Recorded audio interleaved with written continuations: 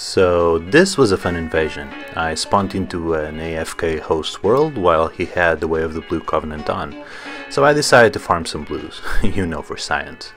This invasion lasted for 48 minutes until I was killed. In this case, the host didn't have dried fingers on. I have no proof that he did, as no third blue phantom or second invader joined the world. And he summoned no white or gold phantoms, so I think this invasion was good for control reasons. In this video I will show you the fights with the blues in order to understand the behavior of these exotic creatures. Yeah, they are not very good at PvP. And I will share some data with you regarding their summoning timers, which is something I have been interested since the game launched. So this video is divided into two parts, the fights themselves and the analysis of the data. Timestamps on the comments. This invasion was recorded for the Random Invasion Weapons episode 8, so it's the build I used on that one. So without further ado, let's get started. So this first fight right here was against the blue with Frida's Great Sight. And that weird thing where you should get the riposte happened and I couldn't take it. Anyway, so this guy seems to only be using Frida's. And he's going for the Frida's weapon art. And I can interrupt that with the Great Hammer. So and I'm good. I'm putting big pressure on him with the Falcon. So I'm trying to punish him where I can with the Great Hammer, and now he outspaced me. But if I keep swinging the Great Hammer, things are looking up because he cannot poise through my attacks, and I can poise through to his weapon art. So if the Frida's Great Sight user isn't playing reactive, he will have a hard time against me. Now he went for a reaction parry against the one-handed Great Hammer, which is one of the big disadvantages of the Great Hammer, and he did it with a medium shield, so it's definitely possible. Now I damaged the host on that whiffed backstab attempt. And this guy isn't playing badly with Frida's. He was trying to get the weapon art into R2 in order to heal, but I pushed through it. And now another blue gets summoned. This dude is playing with a straight sword and Havels. And people with great shields are not that bad for PvP actually, but people tend to overuse them. And I'm doing chip damage even through Havels. So this is just a matter of pressing R1 a lot and roll catching him and then chipping through his shield. And now he's not being aggressive at all, he's just rolling and cowering behind the shield, so that's an easy kill. So a while later, another dude spawns in. And this dude is using the sword spear, and I was just blocking in order to see what how he played. If he had R1 discipline, I went for the parry, but I'm not very good right now at parrying halberds. I'm whiffing the parry a lot. But again, the Great Hammer will poise. With the armor I have, will poise through the sword spear, so there's no big issue in that. But he's doing good damage. I'm not playing very well, and now finally I go for the R1 and I can poise through his attack. But I must be careful of not killing the host. So this was an Estus bait into the parry, and this guy is dead.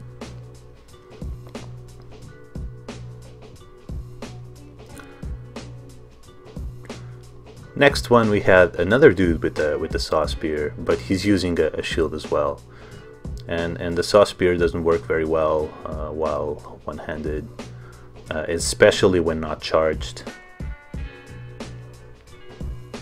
So again I go for the Great Hammer in order to have the hyper armor, and this dude is blocking too much, and you really shouldn't block a Great Hammer with a medium shield. I mean, you can block like one hit, but then you have to roll out. So this was a fast fight.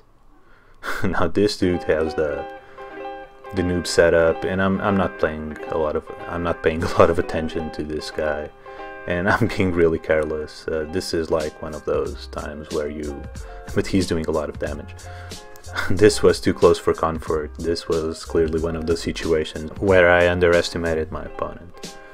Now this dude spawns in, he has a great hammer, he has wards, and so in this case I will use the Falcon. Now this dude goes for the Perseverance, and well, I'm not going to challenge a great hammer even without the Perseverance, so that was not very useful. Now he's too close to the host, so I cannot attack, and I need to fight him elsewhere.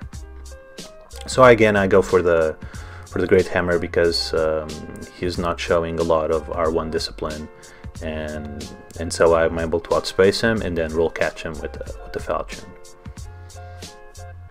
Next dude, Maga. Yeah, this guy has a meta setup, Llewellyn and Lothric Knight straight sword, but he just spams R1.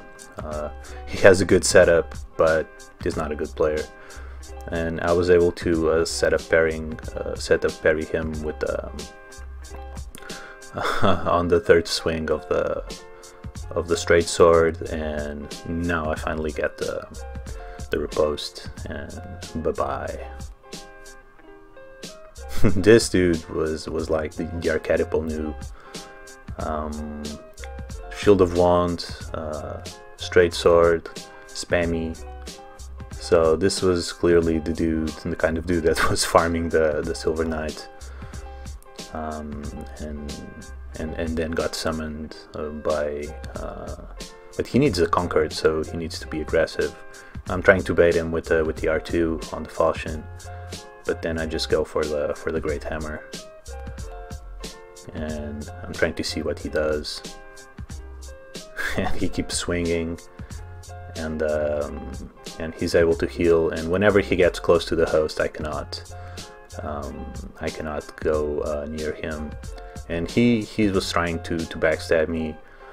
Now I go for the surprise swap for the Falchion, and this was a bait as well. It failed, but I'm doing good damage, and I'm trying to keep him close, further away from the host as possible, and I roll catch into that. And now this dude spawns. He's using the Split Leaf. The Split Leaf isn't doing optimum damage, and of course he goes for the Weapon Art a lot, which the Weapon Art cannot poise through to a Great Hammer unless you're using a shit ton of poise, and even so, I think it's really hard to tune your build, especially at these soul levels, which is 90, 94 I think, 90 I think. So this guy is trying to rely on hyper armor against a Great Hammer, and this might work against other weapon classes, but again, not Great Hammer. So whenever he tries to come near me, there's nothing that he can do to trade with me, so he needs to play reactively and try to go for backstabs or outspace my attacks. Again, he gets a taste of my hyper armor, and now he understands that I'm trying not to kill the host, so he just goes there to heal when he needs to. And again, no man, it doesn't work, no matter how many times you do it. So, well, he's also using the Troll Hood, which is not a testament to a good player. Anyway, he's getting his ass whooped, and now he again goes for the host. And I'm trying to keep him away from the host. And now he just runs away, and he goes for the bridge. And actually, I could have killed him right here with throwing knives, something like that, but he chose to break the bridge. And he was using the Silver Cat trick, which is you equip the Silver Cat and then drop to the platform below. You will survive. But then he returned home because he probably had no more Estus. Next dude, it's a dude with the parry shield, gold. I forgot the name, and a katana, and he is very spammy. So I go for the Great Hammer, but now I cannot hit him, and so I'm just trying to get my hyper armor in. Now he goes for roll catches, he dies again. So a lot of these fights were really fast, and a lot of the reason is because these blues, a lot of them don't understand the punishing ranges for healing, and they don't heal at the right times. Now this dude is a repeat one, he's rolling a lot, and he always delays. I don't think this is intended. I think he's not doing it on purpose, delaying his R1 to avoid the restart berry. Now I'm trying to bait him with the hammer. It works to some extent, but this guy keeps challenging a Great Hammer, and I wanted to use replenishment because he was pressuring me, so I go for another Estus because I'm getting a bit low on Estus right now, so I need to conserve the Estus. But rolling into a straight sword, into a curved sword, I'm sorry, is really not something you should do, and the Falcon does a shit ton of damage. Now next dude is using a classic setup with Yorms and only Yorms, so, and he is rolling too much and pressing R1, which I guess is what you do with Yorms, and again, Yorms can be really good if paired with another weapon. Yorms by itself, well, not very good at all against a curved sword, and I'm not a great curved sword user. I just make do. So next dude, katana and medium shield, crest shield. This was like a Dark Souls 1 backstab. But anyway, he went for the wake up with the R2. I managed to escape, chug, and again I missed the Estus bait, and again this is a mistake a lot of new players do. Don't block a Great Hammer, and if you do, block once and then roll out, because Great Hammers just smash stamina pools against medium shields, especially when not upgraded, and a lot of dudes don't upgrade them. This dude is using the Warden Twin Blades, the Grave Warden Twin Blades. I haven't seen these used in a long time, since they patched the Cartus Rouge, and they nerfed it. So this dude is just swinging away, not chugging Estus, while I am, and I can do more damage than he can, so I can just trade, and so this is really simple one. We get another repeat. Now this dude is just hiding behind the shield, and now he went for a parry. He's taking a lot of damage. I'm still in his face, he's not rolling away, and I just go for the face tank parry, which are especially easy against katanas. I feel like the timing is more lenient than against straight swords. And now we get to the final fight. This dude, it's another of those dudes where I didn't take him seriously. I was getting a bit tired at this point. It's been almost 50 minutes of waiting and fighting, and this dude hits me with this, and now I try to outspace him on stairs.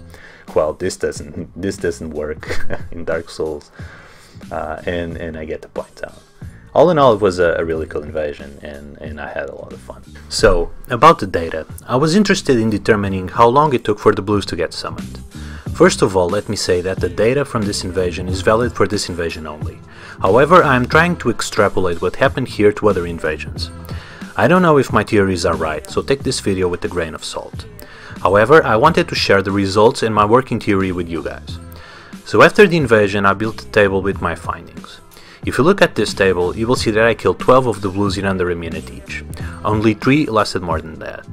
Except for the first 2 blues, I never faced 2 blues at once. An obvious conclusion is that killing blues fast is important, as if I took too long, a second blue would appear, which is something all of us invaders know. However, just by looking at this table, it seems that the timers for blues to be summoned can be quite random, between 3 seconds and almost 4 minutes. So because I could not find a pattern on this table, I started to think that blues were summoned by slot. Each slot would have a cooldown, which in this case would be the time between when the blue of that slot died and the summoning of the next blue for that slot. Now I know that Shantai was the first phantom to be summoned and Guerrero Oscuro the second. I faced them both at the same time in the beginning, so Shantai is from slot 1 and Guerrero from slot 2. On that basis I did two tables, one for slot 1 and one for slot 2. Each of the following blue summons were to be children, so to speak, of Shantai or Guerrero. The results started to make more sense, so I also recorded when they died and inserted that into each of the tables. The results seem to be around 5 minutes for slot 1 and around 5:45 for slot 2. Actually, it kind of makes sense for the timers never to be in sync, although I'm not sure if this is the case. It can just be a statistical error as the sample size was not that big. Desynced slots would make sense and add a certain randomness to the summoning of blues. Imagine if I could kill two blues at the same time. If the timer for both slots was the same, this would trigger two blues being summoned exactly 5 minutes later. So a small desync makes sense, but I repeat, I don't know if that's the case. Also, timers seem to be fixed and not adaptive, meaning that blues seem to spawn at the same intervals regardless of how many you kill. So you cannot make invasions harder by killing more blues or easier by avoiding to kill them. Please be aware that there are a lot of factors that I cannot control. For example, I don't know if being a Blade of the Dark Moon or a Blue Sentinel alters the slot timer, although I don't think that it makes a difference. Also, timers will also surely be impacted as people leave the game when being summoned, die while being summoned, disconnect, enter fog gates, etc. And the game picking up another blue in the place of the one that should spawn will take additional time. Also, there might be deviations when a white or a sunbro are in the game. On a side note, all of the blue summons were Dark Moons except for two, which were Blue Sentinels. This makes sense.